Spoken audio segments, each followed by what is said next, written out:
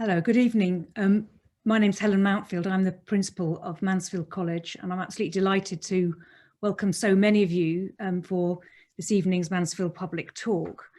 And one of the enormous pleasures and privileges of being at Oxford is that you get to hear some incredible people speaking about things which you know nothing about. And a couple of years ago, I heard Irene talking about pain, and I thought, this is what I want to hear about. So I'm absolutely delighted to welcome Professor Irene Tracey tonight, talking about why pain hurts. Irene is the warden of Merton College in Oxford, and she's also a professor of anaesthetic neuroscience in the Nuffield Department of Clinical Neurosciences. She is really a Oxford woman born and bred. She went to school here, she went to university here at Merton College, where she graduated with the top first and the Gibbs Prize, and then went on to Harvard for a brief interlude for 3 years or so before she came back to Oxford and became a founding member of the Oxford Centre for Functional Magnetic Resonance Imaging of the Brain. And she stayed there till 2015 with a personal research team really contributing a lot to the understanding of pain perception and pain relief. She, until recently, until she took up her post at Merton, she was the head of the Nuffield Department of Clinical Neurosciences. Irene is also one of the most supportive and inspirational people I think there is at Oxford. She's very supportive in particular of women in science and has initiated several mentorship schemes, and she's also a member of the Medical Research Council. So I'm actually absolutely delighted to welcome you this evening, Irene. I'm really looking forward to your talk. Thank you. Thank you, Helen. Thank you so much. Sorry, just before you start, I should say, and if you want to ask questions of Irene, please put them in the Q&A function and I'll ask them when she's finished. Thank you. Thank you. Can you hear me all right, Helen? Is this a good volume? Brilliant. Well, thank you so much, Helen. A real delight to give this public lecture. I'm really honoured looking at the litany of people, the fantastic lineup of people you've got on this public lecture series. So thank you very much for the chance for me to share my love and passion of all things pain and brain imaging. And I'll be delighted to take questions again at the end. If we have time, I'm going to touch a little bit on some of our latest work looking at how we can understand consciousness through using anaesthetic agents as well. So we'll see how we go, but it's a real delight to be here. I'm sorry this has to be virtual, but we've all got used to this. So without further ado, let's move on to, again, thinking about why it is that we have pain. It's probably a good thing and place to start. Obviously, it's something that's very actually helpful. It is your body's warning system. It's your alarm system. It tells you that something is wrong, something is hurting, and therefore you better make a decision as to what you're going to do about it. So it drives attention. It allows you to make decisions based on what you have attended to and how you feel about that experience. And it drives action. That's the sort of what I call good, healthy, acute pain, which again, you can scroll through the internet and get many examples of us seeing that in the everyday life. Chronic pain is something that is the system gone wrong. And there are many different types of chronic pain, which I'm sure several of you listening in might have either, I hope not experienced, but you'll know people maybe who've got these conditions. It could be for the students, you know, grandparents, but we've got several different types of things that we call chronic pain, which is where pain has outlived that good acute warning system role. So it's not something that's useful. It's in effect the system gone wrong, and we increasingly think of it as a disease in its own right.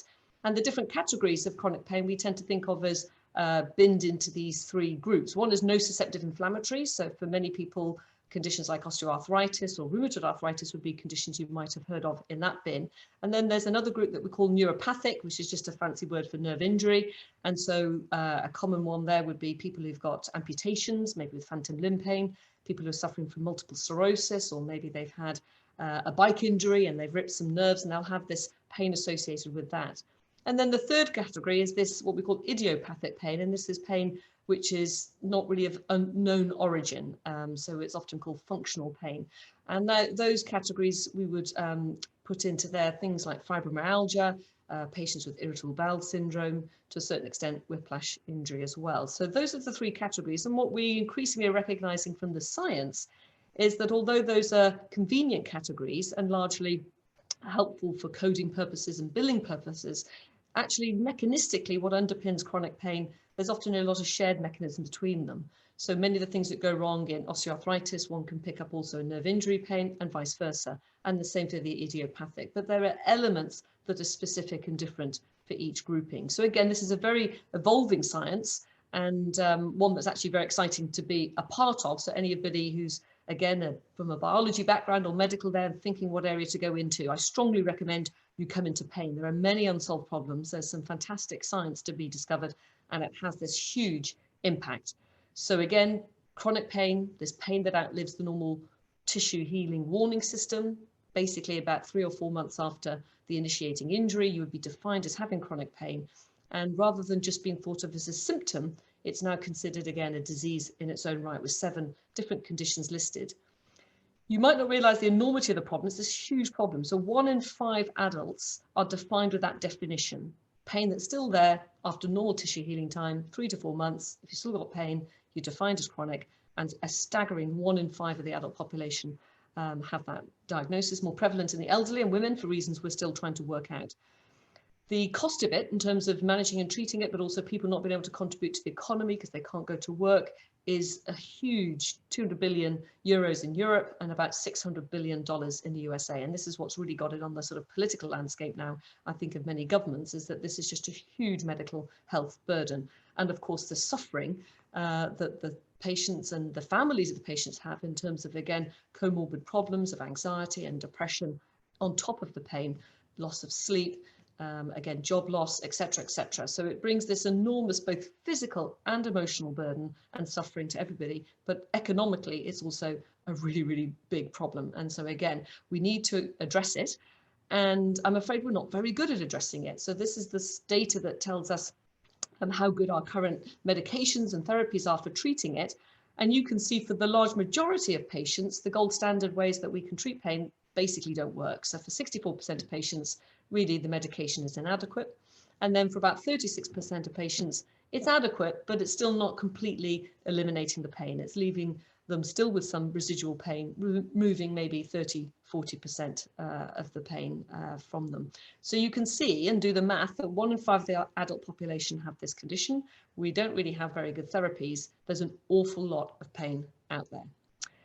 And that, in part, has led to what I'm sure you've heard of in the news, this opioid epidemic and this problem that is really rife in the USA.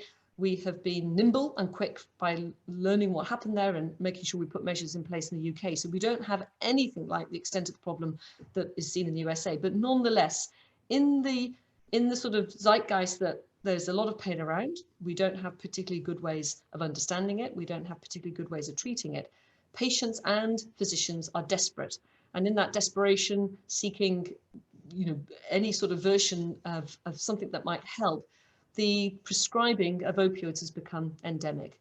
And what's happened as a consequence of that is that there's been a cultural shift in sort of dependency of then the opioid use, which again, for acute pain and acute pain management, extremely good in operative settings. But for long-term use, the tolerance, the habituation, the addiction, and the side effects of opioids is really very problematic.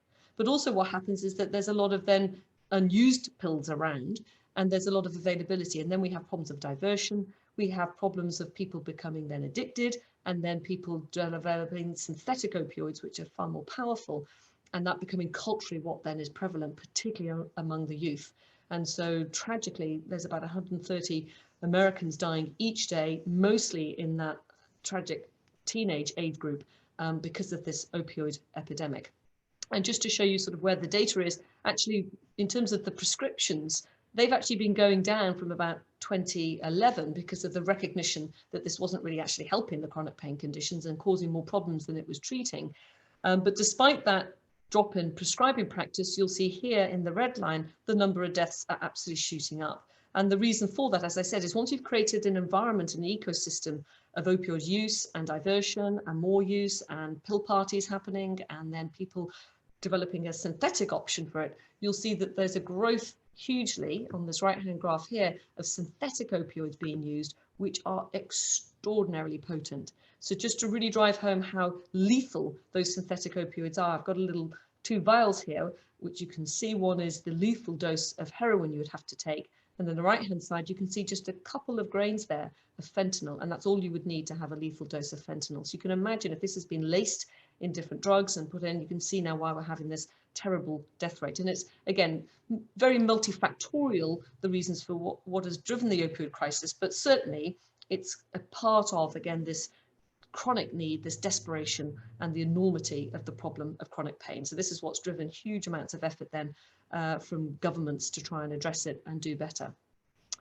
Why is it such a problem, and why do we have such big numbers, and why do we have such poor treatments? Well, actually, it's really hard to understand somebody's pain. This is why philosophers work on pain as a philosophical problem. It's obviously a subjective state, it's a perception, which we'll come on to momentarily, and it's a private experience. So at one level, you'll never really understand how somebody actually is feeling and perceiving a particular event. And that's true, philosophically, for, is my red, your red. These are very, very difficult things for us to understand.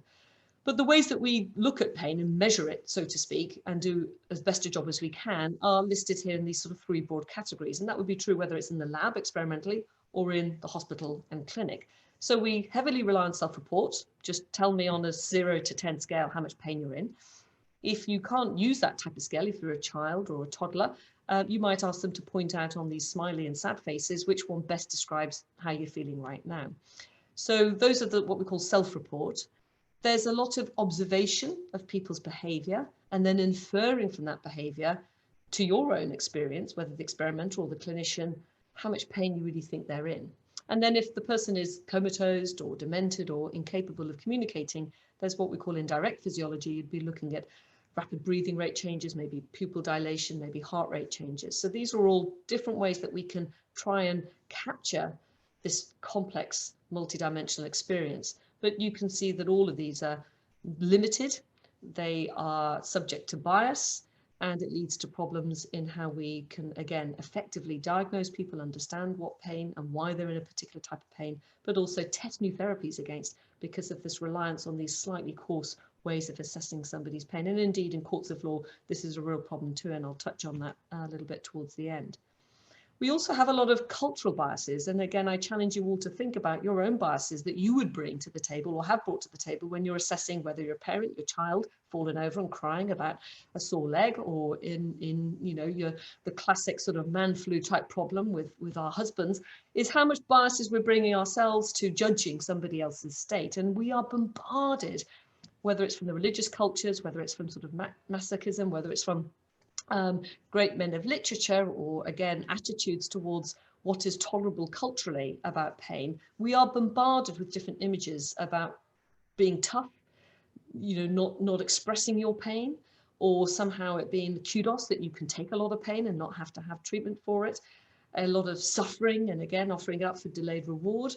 And even if we take somebody like Dostoevsky, saying that actually to really suffer, this is something that is inevitable if you are a person with great intellect. So incredible amount of biases that again make it very problematic for when you come to judge somebody's pain, including your own. So we've got to do better.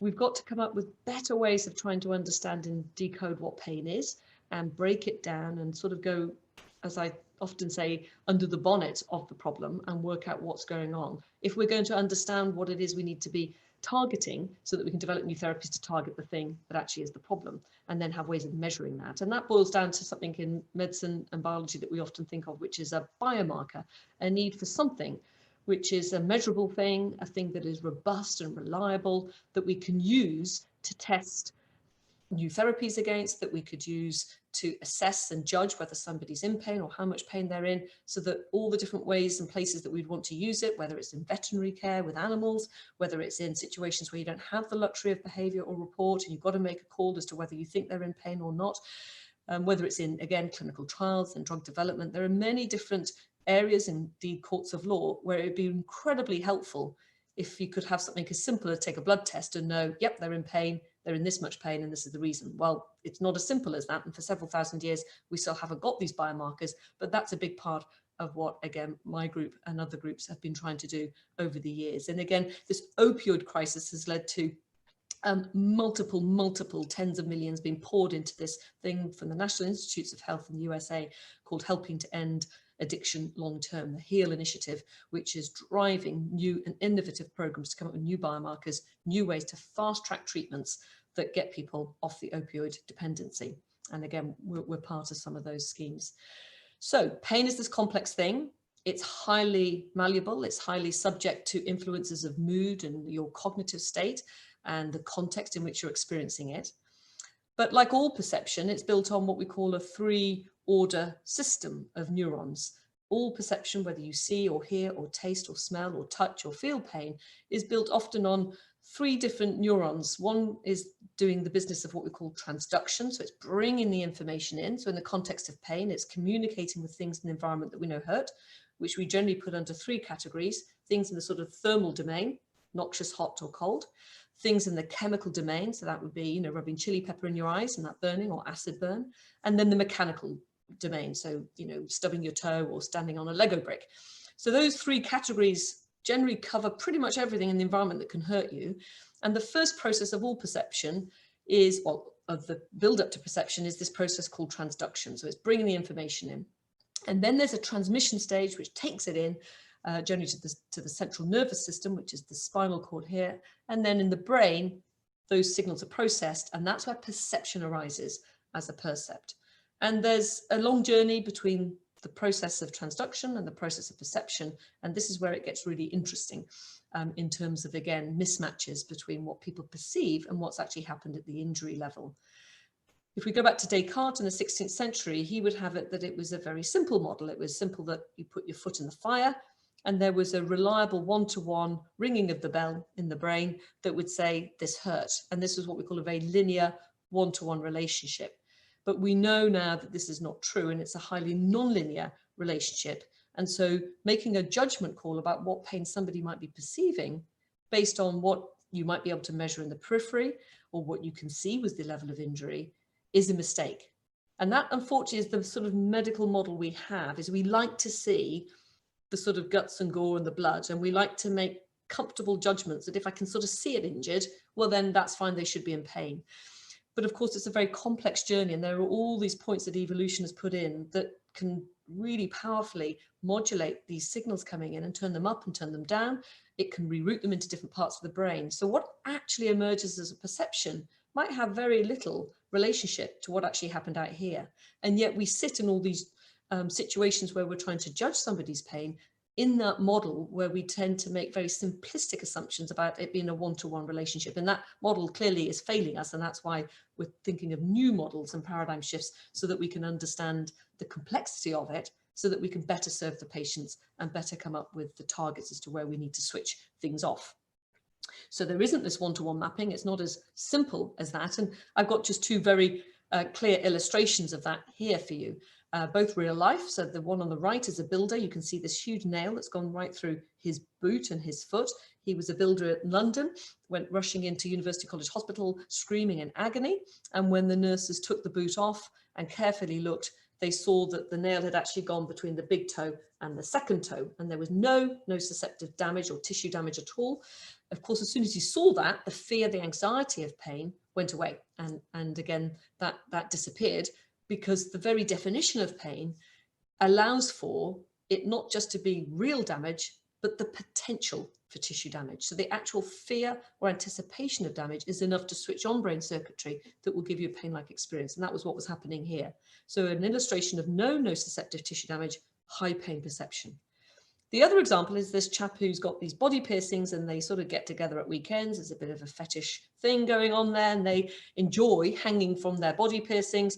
And, you know, they don't find that very painful. They probably move hedonically into the pleasant sort of dimension. And again, that is a very interesting additional area of research in terms of the pain pleasure axis, but we won't go into that in this talk.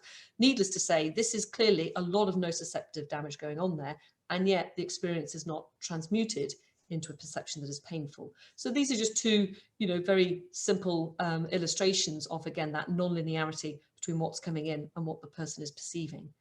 And so we can translate that out into everyday experiences that we know. We know that if people are anxious or depressed, they tend to report things more negatively. They tend to have a lot of pain. So there's a lot of comorbidity between depression, anxiety, and pain. shared symptoms? Is it that the pain is worse because they're describing things worse because of the negative bias of the state that that emotional mood has put them in? Or is it that actually the state of depression, anxiety amplifies the circuits and the experience is as if you've turned the heat up? And again, we've been able to do experiments to prove that is exactly what is going on there. So again, understanding that how the report is on pain and how these different things might influence that, is that playing out at a sort of physiological level, is a key part of what we're able to do with our brain imaging tools.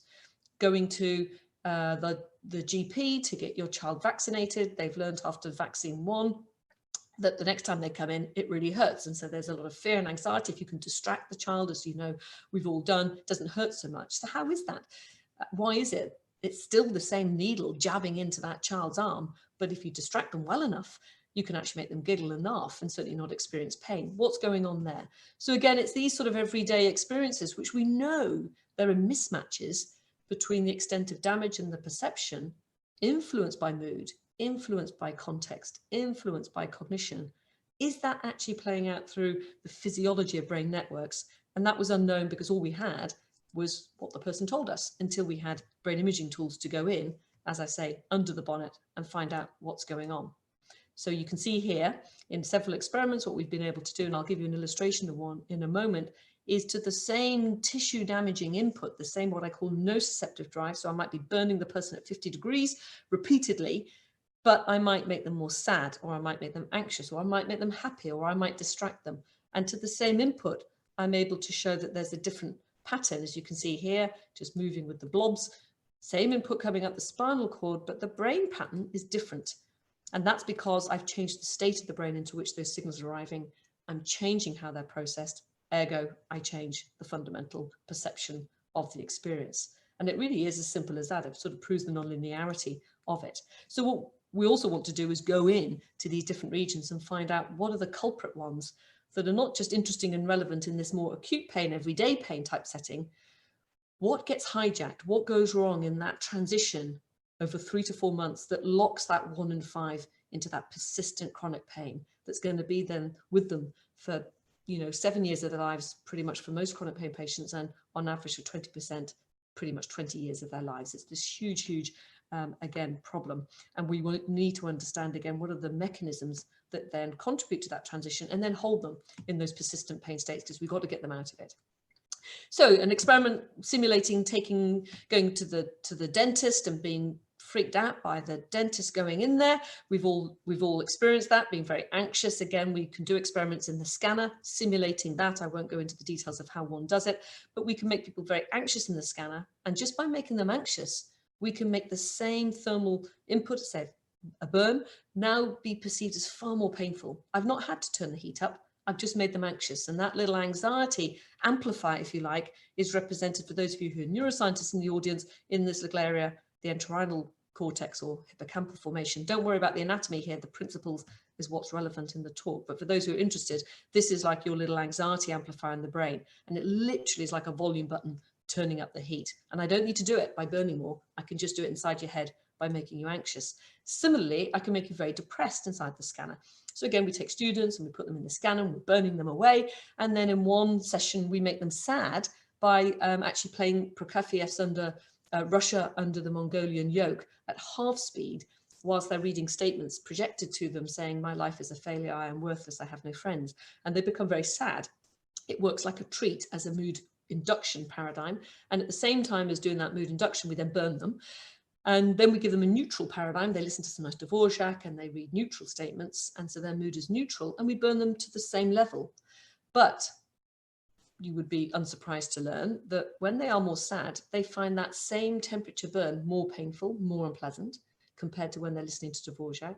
And that's mapped by the brain becoming a lot more active. So on all these slides, if the brain's got a lot more orange and yellow, it means it's more active and more involved. So here, very powerfully, you can see if I subtract all these brain blobs from these brain blobs, I'm left with all this extra activity on the right just because I made them sad. I didn't turn the heat up. I just made them sad.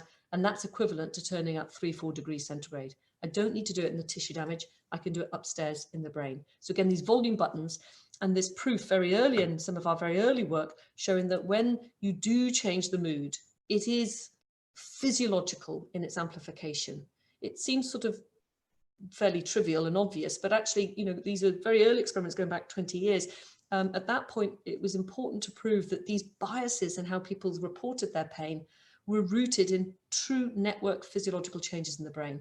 And we were able to do these experiments to drive that message home, so that when you come to treat the patient with chronic pain, these features of anxiety and depression are fundamentally as important as fixing the actual tissue damaging events that have gone wrong too, because they are the ones that are ramping things up and holding them in these pain states and exacerbating it. And again, that is very important information, because it's helping you diagnose and decode and understand and explain this person's pain is really aberrant and high because depression's turning it up, as well as the actual injury of the area that they've got wrong. So in terms of, again, where we've sort of got to currently right now, we tend to think of 4 main things that go wrong when people end up in these persistent chronic pain states. Whether you've got irritable bowel syndrome, a dicky arthritic knee, or back pain, there's often shared symptoms, feelings of burning pain, pins and needles, electrical light bolts, constant ongoing pain, maybe cold sensitivity. And again, if you share symptoms, it means you probably share mechanisms that support those symptoms. And that doesn't seem to matter too much, again, with these very different types of conditions that contribute, which again speaks to this new way of thinking about chronic pain when it's made this transition as a disease in its own right. So what happens is, basically, when the area is injured, these nerves just keep turning on and keep sending signals in. And then the spinal cord and the brain don't just keep relaying them, they change and they develop these amplification systems. So they set off these systems that then turn up the volume. Then we have what we call maladaptive plasticity. So that constant, 1 year, 2 years, 3 years, 7 years, 20 years of living with poorly treated, as I've shown you, treatments for pain, the brain then melts and you've got what we call maladaptive plasticity, sort of and hardwiring it on.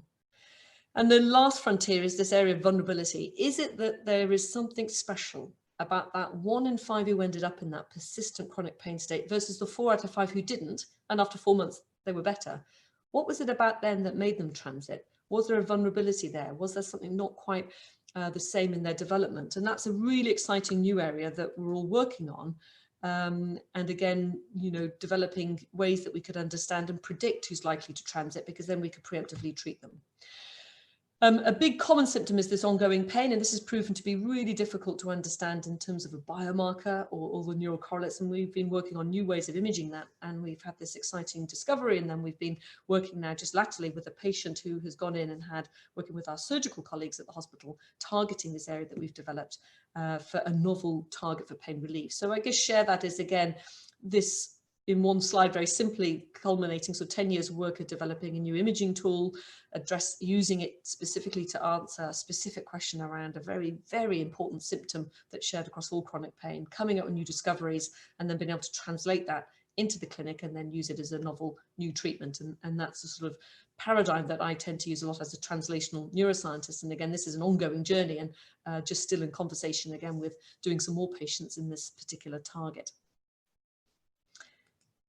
So in terms of, again, that 3-order system, I just want to again remind everybody, we start with transduction, which is out there in the periphery, talking to things in the environment that are going to hurt you. We then do the transmission process and the perception. And I'm obviously focusing on the perception end, and most of the rest of the talk will still focus on that. But I just wanted to say that this end of things has been, an amazing, again, journey for 10 years. When I started, and I still teach the medical students lectures, and they've just had their 2 pain from me. And over the course of 15 years of doing that here in Oxford, we started where we didn't really know any of these sort of receptors that pick up these signals of heat, mechanical and chemical. They were just mystery, and molecular biologists filled that in over these years. We didn't really know much about the transmission, but these patients who don't feel pain, they're called congenital insensitivity to pain patients. So they don't have any experience of pain. They often have horrific injuries, as you can see here, these shattered, broken legs. On this x-ray, that person felt absolutely no pain. Why? Because the transmission process, a key channel that normally would help send the signal off, isn't working. So although they will transduce, and although in theory they could perceive, they don't send the signal in, so they don't have the experience of pain. And that's given a new target.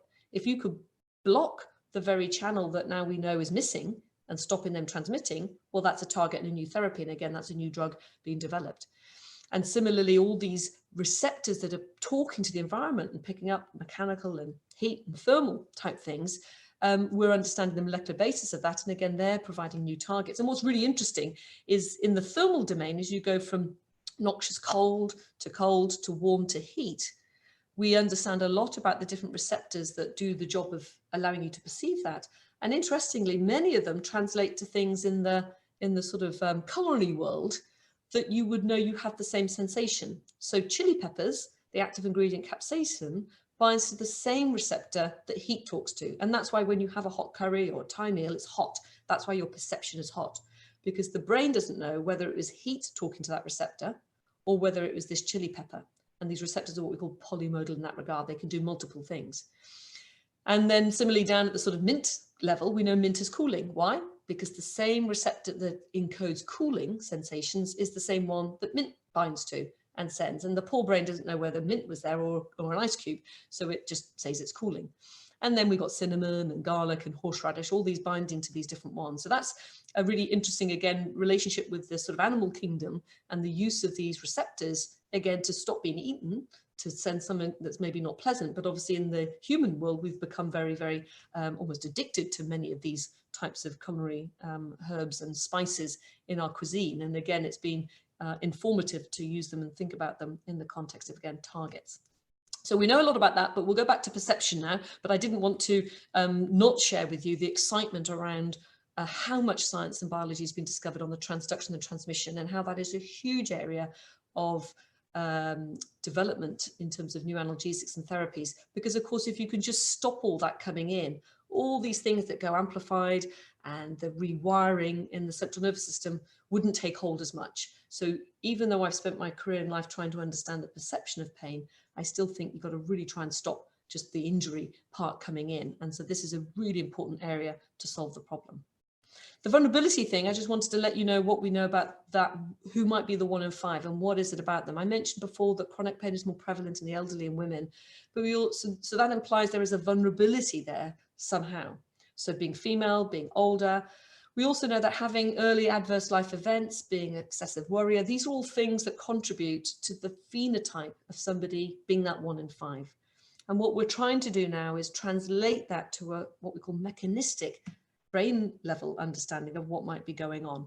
And that's still very early days, but we're tending to think of a couple of systems that we think might be aberrant that would predispose or create a vulnerability or a lack of resilience in, again, coping with an injury and not translating into persistent pain. So again, that's a really exciting area of work that we're pursuing now. And the reason it's sort of obvious to, I think, target this more and more in our understanding is, one, we could be preemptive, but also it's to remind people and to remind the audience, particularly for those of you who are not from the sort of neuroscience background, that your brain is this extraordinary thing that's on this journey from, you know, when you're born through adolescence to adulthood. And so here are 3 3D printed brains, kindly given me this slide from Rebecca Slater to just show you the extraordinary development that your brain undergoes. So you can see not only in size, but in folding. So you've got this amazing journey, and meanwhile life is going on, right, along this trajectory, and all your life's bumps and scrapes and things that's going on is going to be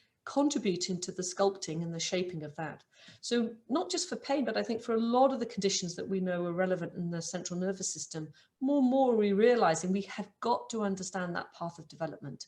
Again, you know, all sorts of things, you know, nutrition, education opportunities, socioeconomic status, you know, physical activity, all these different things are going to be, again, contributing, in addition to obviously genetics, to, again, what you end up with. And again, how is that brain going to be resilient or vulnerable to, again, the onslaughts that we know come your way as you just get older and older. And again, this is a really exciting area of neuroscience. And I often say, if I was starting my career again, I'd be in developmental neuroscience. It's so exciting.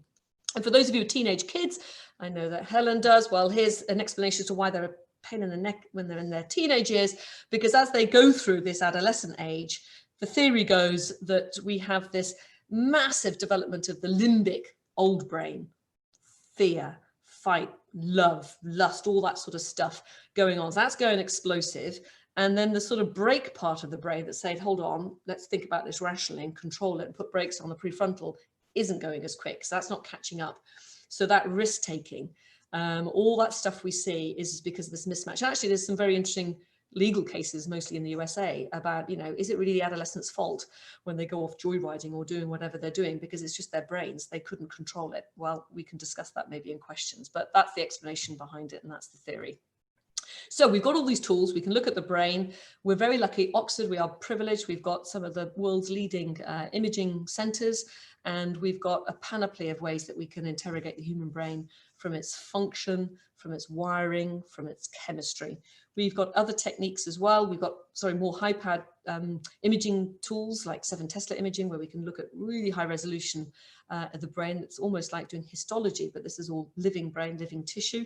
And we've got all these other tools that give us, again, exciting insights into the brain, looking at, again, different windows of the brain, which is obviously an organ that is functioning through chemistry, through wiring networks, through electrical activity, through different ways that we want to capture, again, that, and we need different tools. So often, again, many of us are working in what we call a multimodal way, where we're trying to combine all these different tools to, again, have that full picture of measures to understand why is this particular state the way it is. So some of the things that we are discovering en route, this is just a tiny detour, and I'll get back to the pain story, on that journey of having these tools, because I think the other thing I need to emphasize is the tools we are developing at the same time. So we're developing the very tools at the same time as we're trying to use them to understand the brain. We're trying to understand complex things, like pain in my case, but my colleagues working in complex, psychiatric conditions. And at the same time, we're trying to actually just understand how the brain works. So it's like trying to understand how a car engine's gone wrong without really knowing how the car engine works in the first place. And in parallel, you're trying to work out how the car engine works and then how it goes wrong. And that's basically what we're at and where we're at. And the more tools we develop, the better we can understand the fundamental engine, then we're much better at addressing why it's gone wrong. One of the exciting things that's popped out from this is this different way of thinking about how the brain works. And I wanted to share this with you because it's our current thinking. We might have this wrong, and it could be that this gets changed in a few years. But currently we have tended to think of the brain as, again, this sort of organ that just sits up there. It's a receipt organ. Things come in through your eyes, your ears, your nose, your mouth, taste, smell, sight, auditory, touch from your skin, pain in my case. And they come up bottom up or in, and the brain receives them, processes them, and you have that vision, that audition, that taste, that smell. And it's a very what we call bottom up approach, as if the brain's just sitting there waiting for these inputs to come in. Terribly inefficient. If you think about that for a minute, that's probably not a good way to build the brain. So we tend to think of brain as this Bayesian brain, this idea that the brain, through that life journey, has had lots of exposures of seeing things, hearing things, smelling things. So you have a prior expectation or prior probability of what something might be perceived like. So before the brain's actually got the signal, you've already sort of decided what that is likely to smell, see, hear, taste, or pain feels like. So this idea, you've got these prior probabilities. And so this is really exciting because it means that you can then start to understand conditions which have been really hard to understand if you just stick with the bottom-up approach. It's like, well, what's going on? It's not coming in. But if you understand that the brain's got this prior now network going that's already on and can be so dominant, it can actually override when those signals do come in. If the prior is strong, it might actually override and dictate then what the perception is, irrespective of what's coming in. Suddenly it unlocks lots of explanations, all sorts of things. Panic disorder, hysteria, other things that have been really difficult because we've had the wrong model of the brain. So a little cheap way just to show you these priors is if I took any of you and put you up to the hospital and put you in the scanner and turned all the lights off, how'd you do? Absolutely nothing. So no bottom up. There's no sensory stimulus. You're just lying in the scanner, as empty brain as you can be, not thinking about what you're going to eat tonight or anything else at the weekend, just really chilled. You'd think your brain would just look quite boring and just chugging along, but actually this is what it looks like. Hopefully you can see that. Lots of dynamic activity, and they're color coded. Every time a different color comes on, that's a network that's talking to itself. So you've got like a pink network, those are regions that are in a network talking, a blue network talking, a green network talking, all these different networks, very, very active. When we decode what those networks are, we see, that's the network of the brain that we know is important for memory, for attention, for moving, for feeling. So all the networks that subserve actual perceptions or things that you do as a human, even when you're not doing them or getting any bottom-up signals, they're on. They're perfectly well on. So you can think of them as your priors, or at least it's a proof that you've got the power to have these networks on, even without any input. Now, if they're really strong, it doesn't matter what's coming in, it's going to dictate the perception. So again, this is important. And again, we've done this sort of in the context of pain and proved that this is relevant in pain. So the analogy would be somebody's got a really bad hip. They know they're going to get up and make the cup of tea. They have now a prior experience that that has hurt before. So maybe this time that nerve didn't twinge in the hip, but the prior in the brain is loading the dice and making the prior say that's going to hurt. So when they get up, it hurts. So it's loading the dice. And another analogy would be, if I can show you this glass of water. So, you know, I'm touching it now, but even before I touch it with this other hand, I've got a lifetime of experience of what it is going to feel like to touch that glass of water. My prior is going off in my brain already. I touch it. I've got that bottom up input, but that's coming into a brain that's already decided what that's going to feel like. And it's the combination of me touching and my priors that actually is dictating what my perception is right now. So this is an exciting new way we think about it. It's very relevant for pain. I think it's particularly relevant in chronic pain, and we've got to unlock the priors. But this has got bigger repercussions because I think this has huge relevance as well for belief states. Again, people who have, you know, very rigid belief states, these are priors that get set. And if we could work out broadly in the neuroscience, how can we reset people's aberrant priors, so that when data is given to them, and you could translate this into religious fundamentalism, into political views, etc., that we know people are very good at taking information and re-changing their minds because they've got really rigid priors. That's their belief state, and everything that's coming in is not being processed and reset because the prior's dictating what they're going to think. So again, this is a big area with big repercussions, and again, it's very relevant in pain, as I think is hopefully obvious, but it's also an exciting area of how we're thinking about how the brain works, which I think has got broad, again, more social neuroscience repercussions, which again is a work in progress. So back to pain a little bit. Another key area that we've been very keen to focus on and look at, because it really is quite core to, again, the mechanisms that drive people into these persistent chronic pain states and then hold them there, is this part of the brain called the descending pain modulatory system. Fancy word for just saying you've got a good cop and a bad cop in a very, very old evolutionary part of your brain, the brainstem. And this good cop and bad cop works in two ways. In the good cop way, it talks down to where the signals are coming in the spinal cord, and it inhibits them. It just blocks them. So that's the good cop. It's what we call anti-nociceptive. So it's blocking the pain, less comes in, you don't feel it. The bad cop, unfortunately, is talking down to the entry point of these tissue damaging signals coming in a facilitatory or a pro-nociceptive way, and it's turning it up. And it turns out that this system is really important in setting who's going to make that transition and be held in these persistent pain states. So we've done a lot of work, again, defining this and understanding it, and we're proven time and time again in different clinical pain conditions that too much bad cop is what's holding and driving them there, not enough good cop. And again, resetting that imbalance is going to be key to bring people out of these pain states. It also, we've got some very exciting new data, which we're writing up at the moment, which would suggest that people I could phenotype now as already sitting on a different position on that. And that might speak to the vulnerability question. A little bit too much bad cop, not very good cop, because of the way your life journey is. You've set these systems a bit differently. We know a lot about the neurochemistry of these systems and the wiring. They're talking to structures in the brain, in the stress axis system and others. So suddenly you piece together early life events, early stress events. You can start to build a picture as to why your brain's network is going to be more biased towards the bad cop. And that means if you get injured, you're probably going to transit. That's very early data. We have to verify that. But again, it makes sense based on what we know to date.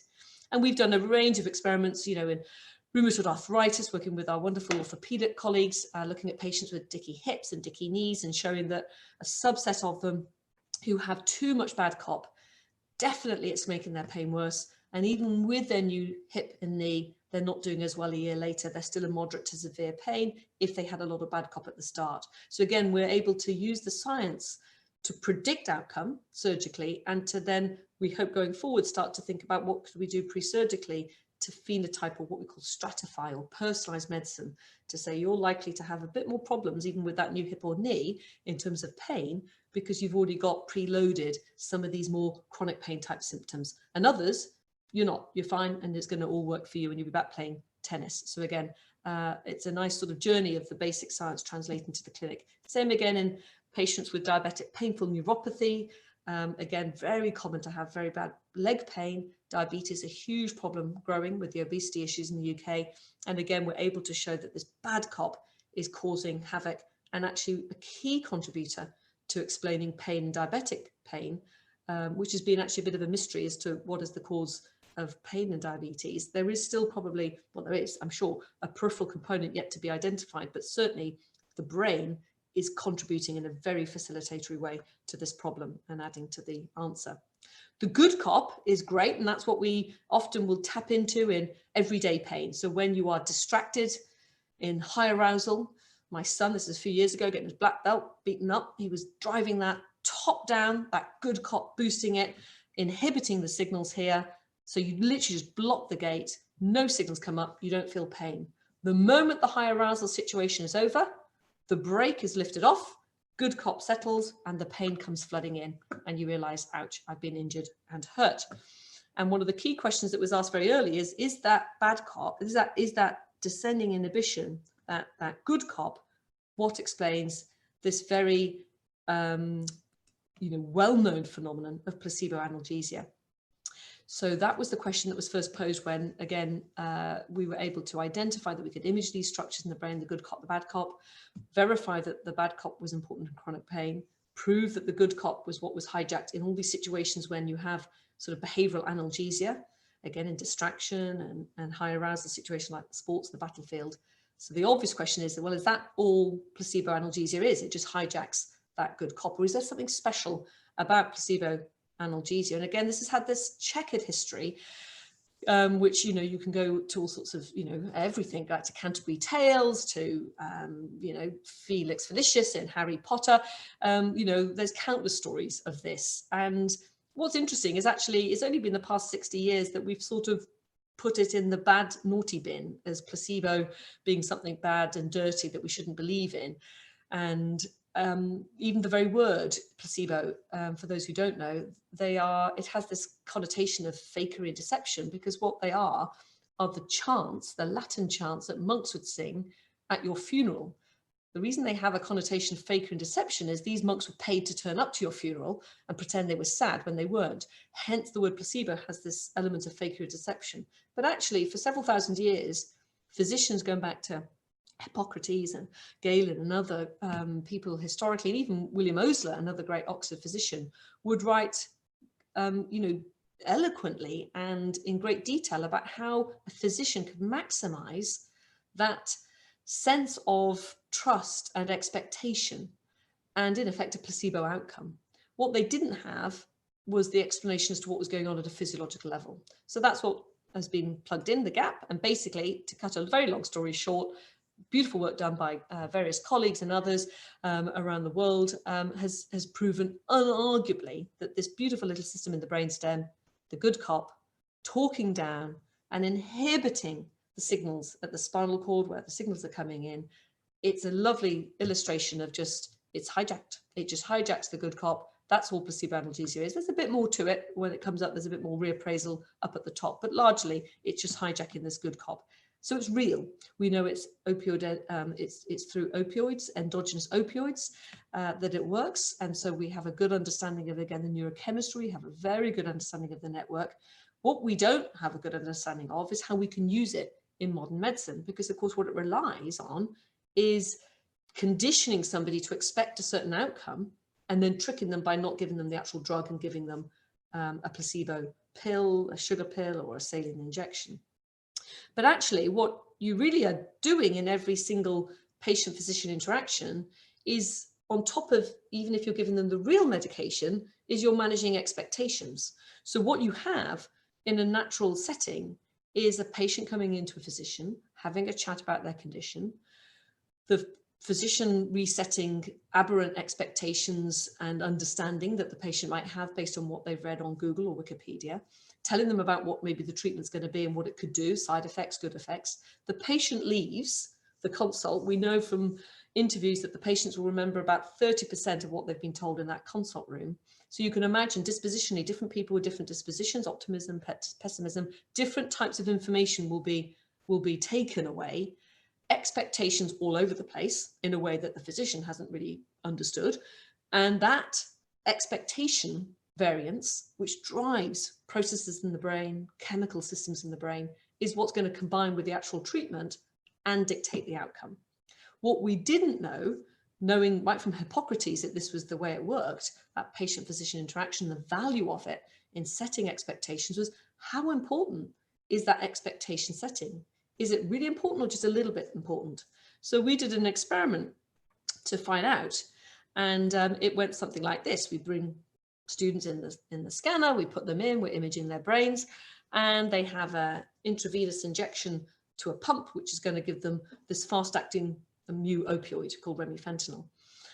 And the trick of the experiment is we just don't tell them when we start and stop the infusion. So we're burning them away here at baseline and we're imaging the brain and we're getting their ratings. We then start the infusion of the analgesic, but we don't tell them we've started the infusion. We call that a hidden injection. They don't know whether we're turning the heat down or up. They don't know anything. They just have to reliably tell us, how painful is this burn I'm giving you? And we look at the brain and we get the ratings. Then our anaesthetists go into the room and pretend we're starting the infusion, but they've been on it for 20 minutes. But now we're mounting positive expectation. So they're thinking, great, I'm going to get that drug now, wonderful. And they say, before we give you the drug, we'll check your heart rate and your blood pressure, we'll make sure everything's fine. They've been on it for 20 minutes, they just didn't know it. And then we go in the room and we pretend that we're going to stop the infusion of the drug. So we go in and check the heart rate and the blood pressure and say, sorry, we're going to stop the infusion. That lovely drug's going to go. It's going to hurt again. Really sorry. So they mount negative expectation, or what we call nocebo, but actually we don't stop the infusion. We carry on. So throughout from here to here, they're on a constant dose of drug. They're being given a constant stimulus of pain, and we're getting their behavior and their things. All we're doing is manipulating expectation to find out how important is it. Well, it turns out it's more important than the drug, and this is the best drug we've had in several thousand years for acute pain. It's fantastic. So when it's at baseline and there's no drug, these ratings are out of 100. It's about 65. It's good, strong pain. Then when we start the infusion, but they don't know it, I am pleased to report there is some analgesia there for that drug, so it goes down a little bit. But then when you tell them we're starting the drug, you get another big analgesia for free. In fact, that's double what you got for the drug itself. And then when you tell them you're stopping, we actually thought we'd just reverse that positive gain with negative expectation, but actually they go right back up to baseline. So negative expectation, or nocebo, you know, you could say lots of patients going on to different drugs that keep failing, then you go on to that drug for 3 months and that fails, and then this, you're building up a lot of negative expectation, which drives neural mechanisms, it drives networks, it blocks. From a behavioral level, you can see that drug doesn't look like it's working. If you were developing it, GlaxoSmithKline, and you were just relying on ratings, you'd throw the drug out as not working. So this again speaks to the uselessness sometimes of subjective ratings, but the power of how expectation can change your ratings. And then of course you can do the fun stuff with the imaging and find out what's driving that positive gain and what's making them feel that that's really painful. And again, we come back to our prefrontal cortex driving the good cop is what's giving you that extra free analgesia when they have positive expectation. And then our little friend, which is our anxiety amplifier from many, many years ago, was the culprit in when they thought the drug was stopping, but it wasn't. That was the one that was driving them back to those baseline pain ratings.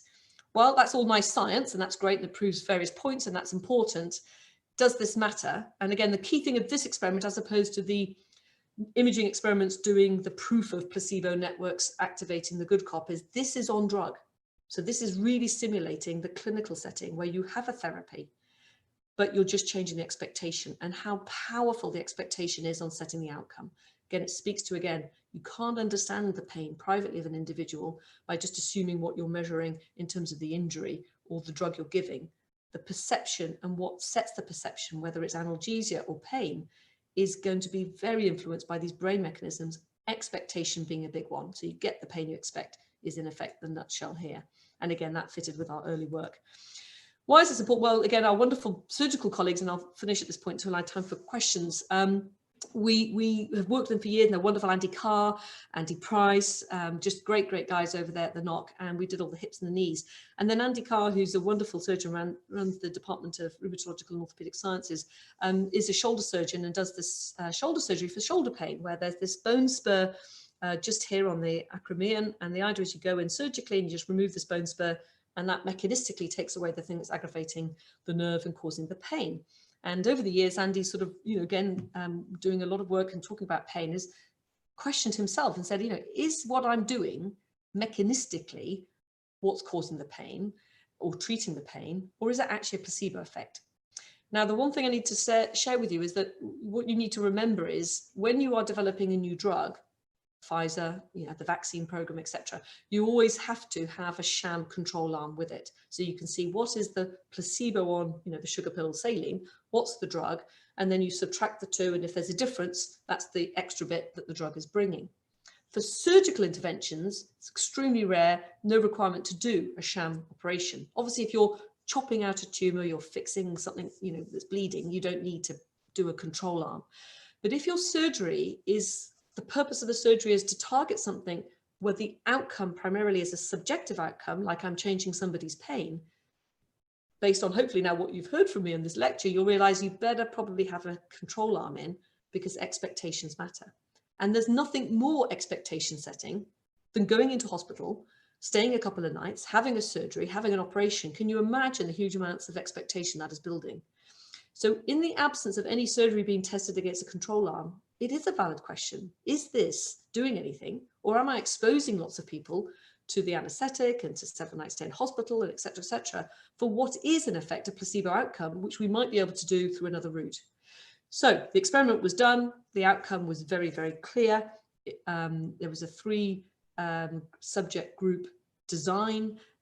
David Beard, wonderful person who led on the study with Andy. I was involved with this, and we've done an imaging sub-bit, which was still in the process of analysing. But the upshot was these ratings, if they go up, it means that you're more pain relieved. And what you have are 3 different groups of patients. The green group just had nothing done, just natural course. And you can see actually after 6 months and 12 months, they improve anyway. These 2 groups in red and blue are the 2 groups that went into the hospital, had the full hospital treatment, overnight stay, anesthetics, but only the blue group actually had the bone spur and the actual decompression done. And what you can see is that at 6 months and at 12 months, there is no significant difference between them. So in effect, it is a placebo. Now you can imagine how unpopular poor Andy and David were with the surgical community worldwide, because this is one of the biggest surgical operations for shoulder pain. It's huge private practice, but it's such a brave study, such an important study to have done. There's been confirmation of this now. There's further now placebo guidance in terms of how to do placebo surgery studies, because we need to do more of them to find out whether the surgeries that people are doing, very often for pain, lots of back pain surgeries, other types of things, are they actually doing anything over and above placebo? Really important, lots of really interesting ethical questions to get into there. And I just wanted to share that with you. And again, we've got the imaging data that hopefully will verify what we're seeing behaviorally here. But it's a nice example of, again, this basic science having immediate clinical relevance. Well, the only thing I was going to finish off was just the sort of brain reading type stuff. Again, there's a lot of talk. I often get asked about social pain or emotional pain or psychogenic pain. Empathy, of course, we all know how important it is to be empathic. We've seen that so much, haven't we, this year with COVID? We've all had experiences of social exclusion, and we use words of pain when we are in these situations, and we use words of pain and grief. And there is something that you feel deeply is overlapping with that physical experience of pain. What we don't understand is, again, at a neural level, is there a basis that is shared or different? And that's where, again, a lot of work is being done by us and others to look at whether having empathy for somebody's pain is the same as having pain itself. Having hypnosis, where you're hypnotize somebody to experience pain when you've not given them a nociceptive stimulus, but they experience pain. What does the brain network look like that? So in effect, how can we disambiguate these more unusual types of pain guises from what we're comfortable with, which is the physical pain? And is it relevant to do that? Well, it is relevant to do that, because pain is pain is pain. I'm agnostic as to whether that pain that's a network in the brain that's been activated, whether that's been driven from a peripheral cause or is internally generated. We need to be not thinking of it as first class and second class pain, but we do have problems with that. Both, I think, challenge yourselves culturally, but also in courts of law. This is an interesting case. I put this in for Helen, that, in this case, which is in Australia, actually, where they just redefined that, beyond having bodily injury as a requirement in order to have disability benefits, that something that was emotionally harmful and post-traumatic could be seen as bodily injury, even if you didn't have a measure of bodily injury. Because if you activate a network of the brain that's going to be suffering and harmful, then that is in effect bodily injury and should be defined as such. And so again, I've been involved in quite a lot of workshops and things with various locally here in the UK and in the US in these issues, which I think really pain sits at the heart of a lot of very challenging issues around, even conversations with people around death penalties, and again how people are being put to death, and again whether we really know whether they're in pain in that instance or not. There's a lot of areas where again we make assumptions, but we really don't quite know what we're doing. So really interesting to think about how we could use imaging in different ways of analyzing the data, so that you take me out as an expert having to go in and say, looking at that brain pattern, I think they are in pain, or I think that they've got emotional pain, or they've got physical pain. Again, I'm not making a judgment. I'm just saying we need to understand which one it is, because you would treat it differently, but fundamentally it's the same level of importance. It's just important to know whether it's got a peripheral driver that you need to stop versus it's a central driver. And so one of the areas that has been developed is a different way of analysing that, which takes me out of the equation, and it just develops lots of databases where we just keep training up algorithms and classifying algorithms that just train up with different brain pictures, saying this was a picture when they were in pain, this is when they're not, this is when they're in a little bit of pain, a lot of pain. And then we throw in a new picture. So the joke I always often use is I'll put in Neymar, who's supposedly hurt and wants the free kick. And then having trained up the classifier, it will look at that, match it to the database, and go back and say to me, no pain, doesn't get the free kick, or they're in pain. So again, this machine learning, really important. We're using it not just for pain, it's been used for lie detection. Does this brain pattern look like the person has seen that witness or that thing before? And again, decoding the brain in terms of a brain reading approach. It looks a little bit, scary, but it's becoming quite sophisticated in again how capable it is in doing that. And again, I think hopefully you can see how important this might be as an additional way of understanding pain in these situations where we want to disambiguate the nature of the pain. Again, it's not to be judgmental that emotional pain or psychogenic pain is a lesser pain to physical pain. It's just important to know which one is which so that you appropriately target the right therapy. So with that, I will sadly skip over the consciousness stuff. We've done a little bit on that one, but the most important slide is the thank you slide for my great team. Oh, and just to say, yeah, coming back to where I began, I think Helen mentioned that. So I'll do a conscious another time. Going back to where it all began, this is me as a fresher back there. I was a big rower and hockey player. So my husband got married at Merton. So Merton means a lot to me. I did my undergraduate and graduate there. So when the opportunity came to come back and become their warden, it was an opportunity I couldn't resist. So I've come back to where I began. This was my installation just a year ago, and this is my family here, and my extended brothers and sisters and siblings. Wonderful, wonderful to come back to Merton. I'm really, really enjoying myself in this first year. It's been a hell of a year, I'm not going to lie. Not quite the first year that you'd want as warden, but nonetheless, it's been just such a joy to be back, and people have been just incredible in this first year working as we try and all work together on the COVID problems, and the students are just an inspiration as ever, as I'm sure they are to Helen at Mansfield. But this is the important side. This is my current team and my collaborators. Again, these are the guys that actually do all the work. Many people have come through my team over the years, and many collaborators, so lots of different postdocs and clinicians and students around the world now from many different countries. And I think that's the final thing I'd just like to say is, we are so lucky and privileged as academics to do what we do. We get to pursue these extraordinarily interesting topics and areas. Every day is different. There's no boredom in the job, and we get to work with these extraordinary people from all around the world and form great friendships, and they become your great friends, and you walk their lives with them as they then go off and develop their careers and their families and their personal lives. So a very privileged job. I feel very, very fortunate to be a scientist and to be an academic. And I'd like to just finish by thanking all them, and of course all the people who helped fund the studies. So thank you once again for sharing my story of pain. I hope that's been of interest to some of you, and I'm happy to take questions if there's time. I'm not sure where I am with the time, Helen. Well, thank you, Irene, for a fascinating talk. Yes, we have got some questions, and I have time for at least a few of them.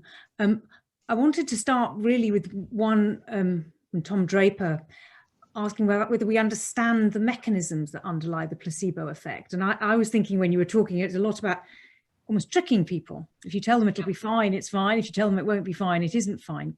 And I wonder, can you reason people out of pain? Yes, so you can, there's a lot of different ways that you can modulate people's pain. So the placebo effect, yes, the mechanisms are these top-down, harnessing the good cop to drive descending depression, release endogenous opioids. That mechanism probably, it's the one that we know best, is the mechanism of placebo analgesia. What we need to do is think about how we can integrate it into modern medicine.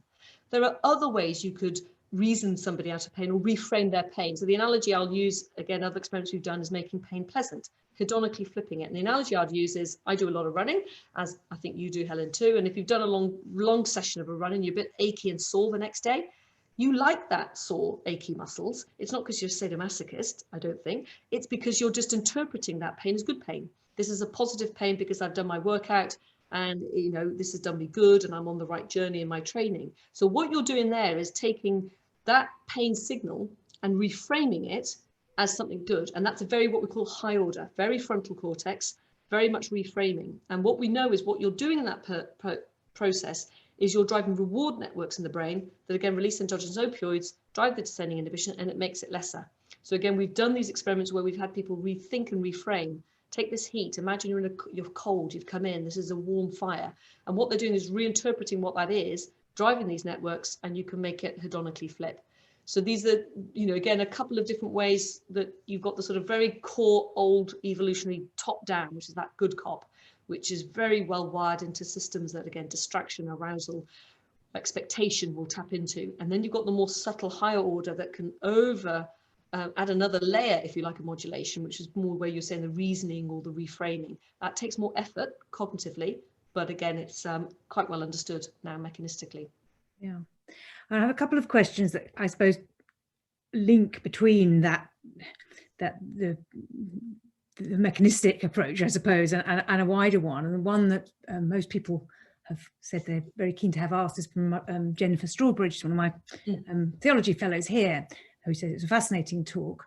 But she says, do you think you might be able to speak about the question of pain and gender difference, which you talked about, in terms of the response, and whether you are believed when you say that you are suffering pain, or whether you're just told it's anxiety? So she asked more generally about what is the role of gender in the study of pain. Yeah, so it's a great question, Jennifer. Yeah, I thought she was going to ask a religious one about religion and pain, so we have done that, but I took those slides out. So in terms of gender, huge, we don't know, but we certainly know that hormones have a huge influence to play. So that is something that, again, is a new frontier. Katie Vincent, who's a gynecologist and did her doctorate with me, she's leading a group in Oxford, better understanding the role of hormones and how, again, throughout, not just say for a woman throughout the monthly menstrual cycle, but just generally variances in hormones, differences in testosterone levels in men and women, etc., influence brain networks and contribute again to this pain. And again, to cut a long story short, some of the work that Katie did when with me was to show that, again, a lot of these hormonal changes play out through some of these old brain networks, and again change this powerful output point, which is this good cop, bad cop. So it makes you quite pronoceptive. So we know a little bit about how the gender thing is playing out, but there's a lot of other genetic differences that are flushing out more and more right from the periphery through, that explain why we know that there are these not just threshold differences, and there's also psychological differences, I think is the best way to put it, in that, you know, women tend to be different in how they report their pain and cope with their pain. So again, trying to do gender studies well when you've got the problems of subjective ratings, which we know are influenced by many different things, is difficult. So trying to understand what's the physiological basis of the differences in between genders, or even within gender for the hormonal changes, is really difficult, because you keep having to anchor it to the behavior, and often there's been a lot of conditioned behaviors to how people report it, which is different between men and women. So experimentally, men will be more macho, they won't want to admit that it's hurting, and whereas women will tend to cope better but maybe have a lower threshold. But this is all, well, it's hard to know. So that's why, again, having other types of data that can say what's going on behind the scenes is helpful. So very early work yet, but I think we're making some inroads there, generally as a field, not me personally. Yeah. So how do you have interdisciplinary groups working on it was identifying some physiological factors that might affect different pain thresholds. But somebody else has asked whether there is a difference in expectation of pain, I suppose, in a paid for healthcare system or an unpaid for healthcare system, and whether that affects reporting of pain. And how do you begin to do that experimentally, to look at that? It's a great question. Actually, there's a lovely study done last year. A colleague of mine in Germany looked at the difference of a nocebo outcome, whether you paid more or less for a treatment. So simulated, pretend that this cream was going to give you a nasty itch, but it was used to sort of give you pain relief, like a topical pain relieving thing, but the subjects were instructed that, you know, you'd get this nasty side effect with it. So they were driving a nocebo effect. They said, this cream is cheap, this cream's more expensive. If it works better, the more expensive one works better, have a bigger side effect. So what they were looking at was the sort of your expectation of a negative outcome of a side effect based on the cost of what you're paying. And again, no surprises, the one that was more expensive gave the bigger nocebo effect. Again, it drove these decision-making regions to reward regions, and that's how it played out in terms of the brain imaging. It's phenomenal. So often what we do as scientists is just prove what you sort of know intuitively. All we're doing is proving it. So all these things that you sort of, yeah, I bet that's how it would play out. That's what we're basically, we just prove with the science, really. So yes, the sort of cost thing is really important, because again, culturally we're brought up to value something that's more costly. So that's going to bias your expectation, and that expectation is going to influence the outcome. And it's not that it's just influencing the way you describe it. Again, this is really key. It's not just false. This is happening through physiological networks. So it's biasing at a physiological level through brain networks. Yeah.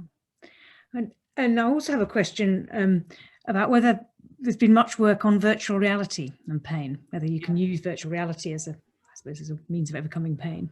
There has been. So that sort of reappraisal thing I was saying about the sort of, you know, when you reappraise exercise pain as good pain.